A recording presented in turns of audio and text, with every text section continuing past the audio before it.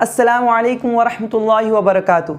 जी हाँ दोस्तों, आपने जो टाइटल पढ़ा बिल्कुल सही पढ़ा। हज़रत इब्राहीम अलैहिस्सलाम ने अपनी कौम को बहुत समझाया, बहुत उनको समझाया, लेकिन और उनको ये भी बताया कि जिस बूतों को तुम पूज रहे हो वो बेबस है, जिस बूतों की तुम पूजा कर रहे हो वो ना तुम्हें कुछ फ़ायदा दे सकते हैं और ना तुम्हें कोई नुकसान दे सकते हैं। मेरे दोस्तों, हज़रत इब्राहीम अलैहिस्सलाम ने इरशाद फरमाया, अगर इबादत ही करना है, अगर पूजा ही करना है तो उस खालिक व मालिक की करो, उस रब्बे जुल जलाल की करो जिसने तुम्हें पैदा किया, उस मालिक की करो जिसने तुम्हें जवानी अता फरमाई, उस रब की करो जिसने तुम्हें सही सलामत जिस्म दिया, उस रब की करो जिसने तुम्हें हर नेमत दी। मेरे दोस्तों, हज़रत इब्राहीम फरमाते हैं कि तुम उस सूरज को पूछते हो जिसको उसने तुम्हारे लिए रोशनी का सामान बनाया, तुम उस चांद को पूछते हो जिस चांद को उसने तुम्हारे लिए वक्त जानने का एक जरिया बनाया, तुम उस सितारे को पूछते हो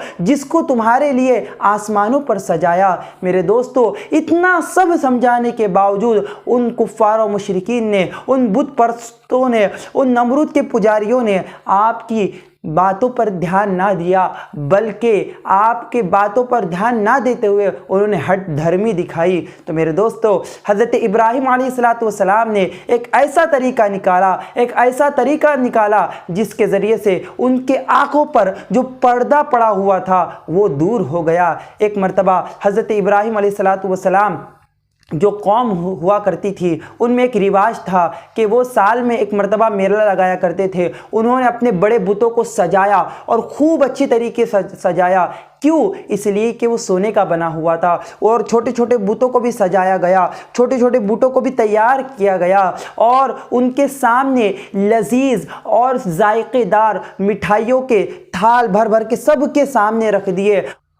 अपने बुत खानों को सजाया और सजाने के बाद वहाँ से वापस गए। मेरे दोस्तों, उनमें एक रिवाज हुआ करता था कि वो साल में एक मर्तबा वहाँ पर शहर के बाहर मेला लगाया करते थे और उस मेले में वो सब जाकर शराब खोरी, जीनाकारी और मस्ती मजाक ऐशो इशरत सब कुछ किया करते थे। उस मेले में वो लोग हज़रत इब्राहीम के पास भी आए और कहने लगे, ऐ इब्राहीम, तुम हमारे साथ बस एक मर्तबा तुम हमारे साथ उस मेले में तो चलो, उस मेले में तो चलो। जब तुम उस मेले में आओगे, उसकी रंगीन बहारें देखोगे, उसके खूबसूरत नज़ारे देखोगे, तो हम दावे के साथ कहते हैं कि जो तुम हमारे माबूदों को बुरा भला कहते हो, जो तुम हमारे माबूदों को गालियाँ देते हो, जो तुम हमारे माबूदों के खिलाफ बातें करते हो, तो हमारे माबूदों के खिलाफ बातें करना बंद कर दोगे, उनको गालियाँ देना बंद कर दोगे, उनको बुरा भला कहना बंद कर दोगे। मेरे दोस्तों, हमारे इसी तरीके से हमारे प्रैक्टिकल लाइफ में भी हमें कुछ लोग ऐसे मिलते हैं जो हमें गुनाहों में और बुराइयों में ले जाने की पूरी कोशिश करते हैं और हमें शराबखोरी, ज़िनाकारी, जुआबाजी और जितने भी बड़े बड़े गुनाह हैं उनमें मुलविस करके उस गुनाहों के दलदल में हमें फंसा कर छोड़कर अकेले चले जाते हैं। और जब हमें उन गुनाहों की, जब हमें उस चीज़ों की लत लग जाती है, हमें उन तमाम चीज़ों की आदत और हैबिट बन जाती है, तो मेरे दोस्तों, उससे निकलना इंसान के लिए बहुत मुश्किल हो जाता है। इंसान उस चीज़ को पाने के लिए मारने और मरने के लिए तक तैयार हो जाता है। जैसे आप देख लीजिए, ड्रग्स को देख लीजिए, अफीम को देख लीजिए, चरस को देख लीजिए, गांजा को देख लीजिए, बियर को देख लीजिए और ऐसे बहुत सारे गुनाह जिसके वजह से हम जब उसमें पड़ जाते हैं, उसमें फंस जाते हैं, तो उससे निकलना दुश्वार हो जाता है। लेकिन मेरे प्यारे दोस्तों, जब कोई बंदा हज़रत इब्राहीम की सुन्नत पर अमल करते हुए उन चीज़ों से खुद को अल्लाह ताला की रिज़ा के खातिर रोक लेता है, तो मेरे दोस्तों, उसको मकाम व मर्तबा क्या मिलता है? अल्लाह तबारक व ताला उस बंदे को अपने खातिर गुनाह रोकने के लिए अल्लाह ताला उसे बुलंद व बाला मकाम व मर्तबा अता फरमाता है। सुभान अल्लाह। तो मेरे दोस्तों, हमें चाहिए कि जब हमें कोई गुनाहों की दावत दे, हमें उसमें ले जाने की कोशिश करे, तो मेरे दोस्तों, अल्लाह ताला की रिज़ा की खातिर उस गुनाहों से रुक जाए। इंशाअल्लाह अज़्ज़ व जल आप रुकेंगे अभी, लेकिन अल्लाह आपका मकाम मर्तबा वहाँ जन्नत में बढ़ा रहा होगा। तो मेरे दोस्तों, इस पर अमल करने की कोशिश करें। हज़रत इब्राहीम अलैहिस्सलाम ने कहा, मैं तुम्हारे साथ नहीं आऊँगा। वो तमाम लोग वापस चले गए, पूरा बुत खाना खाली, पूरे देवताएं उनके पड़े हुए हैं, पूरे बुत पड़े हुए हैं और वहाँ पर एक बड़ा बुत और उसके सामने लाइन से पूरे छोटे छोटे बुत और सबके सामने थालों में मिठाइयाँ रखी हुई थी। हज़रत इब्राहीम अलैहिस्सलातु वस्सलाम बग़ैर खौफ किए, बग़ैर डरे हाथ में एक कुल्हाड़ा लिया और लेने के बाद उस बुत खाने में उन झूठे खुदाओं के खुदाई का जनाजा निकालने के लिए आप बुत खाने में तशरीफ़ ले गए। बुत खाने में तशरीफ़ ले जाने के बाद आपने उन बूतों पर हिकारत वाली नज़र डालते हुए उन बूतों से पूछा, ऐ बूतों, तुम ये खाना क्यों नहीं खाते जिसको तुम्हारे लिए लोगों ने बरकत के लिए रखा है। मेरे दोस्तों, जब बूतों की तरफ से कोई जवाब नहीं आया, बूतों की बहुत ज़्यादा तादाद थी, कुछ पत्थर के थे, कुछ लोहे के थे, कुछ तांबे के थे, कुछ लकड़ी के थे, कुछ सोने के थे, कुछ चांदी के थे और कुछ शीशे के थे। उन तमाम बूतों को जब आपने कहा क्यों नहीं खाते ये बरकत वाली चीज़ें, लोगों ने तुम्हारे ही तो लिए रखी है ना, लेकिन जब बूतों के पास से कोई जवाब नहीं आया, क्यों नहीं आया? क्योंकि वो बेजान थे।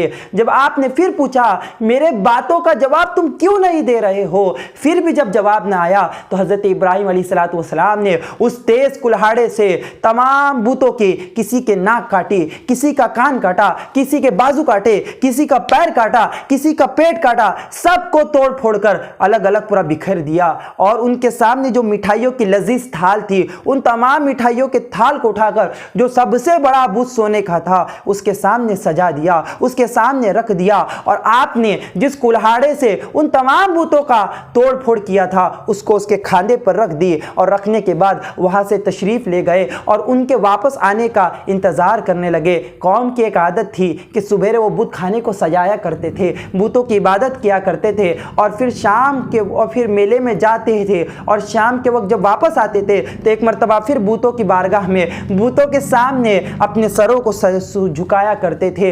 मेरे दोस्तों, जब आप तशरीफ ले गए शाम के वक्त तमाम लोग शराबखोरी, मस्ती, ऐशो इशरत करके जब बुत खाने में आए तो क्या देखते हैं कि तमाम बुत पड़े हुए हैं, किसी की कान कटा हुआ है, किसी का कान कटा हुआ है, किसी की नाक टूटी हुई है, किसी का बाजू कटा हुआ है, किसी के पैर कटे हुए हैं। सब लोग देखकर सरप्राइज हो गए, सब लोग देखकर ताज्जुब में आ गए, आखिर ये किया तो किया किसने। सब लोग परेशान। मेरे दोस्तों, ये खबर जंगल की आग की तरह पूरे शहर में फैल गई। तमाम के तमाम लोग वहां पर आए। आने के बाद सबके होश उड़ गए। वो खुदा जिनकी ये इबादत किया करते थे, किसी का हाथ टूटा हुआ है, किसी का पैर टूटा हुआ है, किसी की नाक कटी हुई है, किसी का कान कटा हुआ है, सब पड़े हुए हैं और तमाम के तमाम थाल एक बड़े बुत के सामने मौजूद है। उसके खांधे पर एक कुल्हाड़ा रखा हुआ है।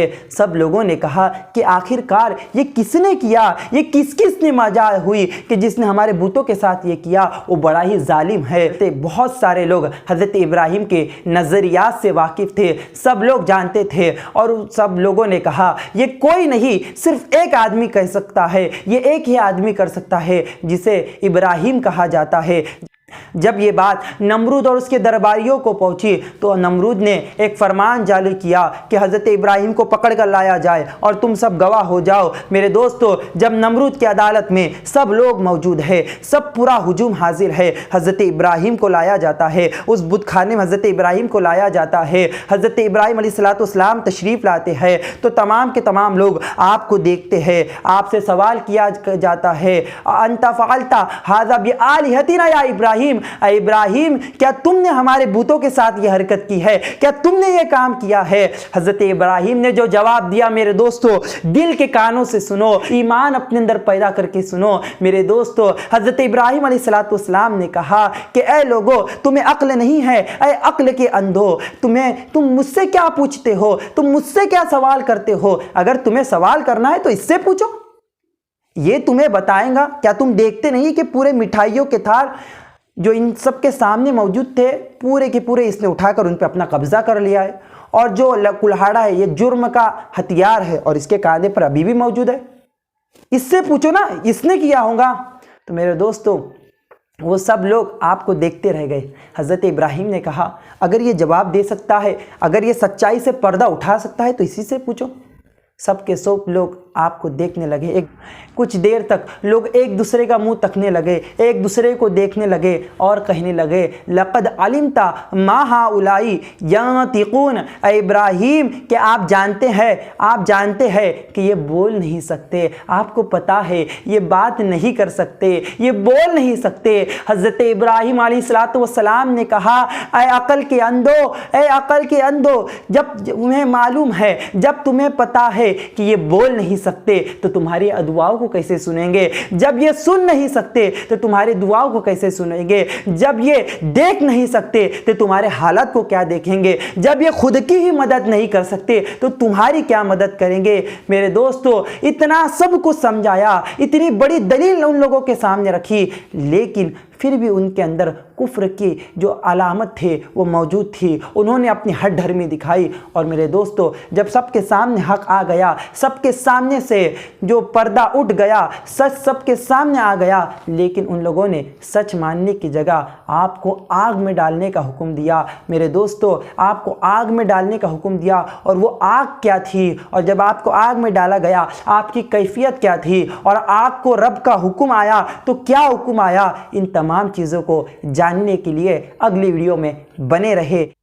जो आगे की बात है वो इससे भी ज़्यादा इंशाअल्लाह आपको समझने के लायक पता चलेंगी। मेरे दोस्तों, जो रब अज़्ज़ा वजल पर सच्चा यकीन और भरोसा रखता है, अल्लाह ताला उसकी मदद खुद करता है। तो मेरे दोस्तों, अगर आपको वीडियो पसंद आई तो इसको लाइक करें, शेयर करें और चैनल को सब्सक्राइब भी ज़रूर करें। और हाँ, अपनी कमेंट में ज़रूर अपनी राय इरशाद फरमाएँ।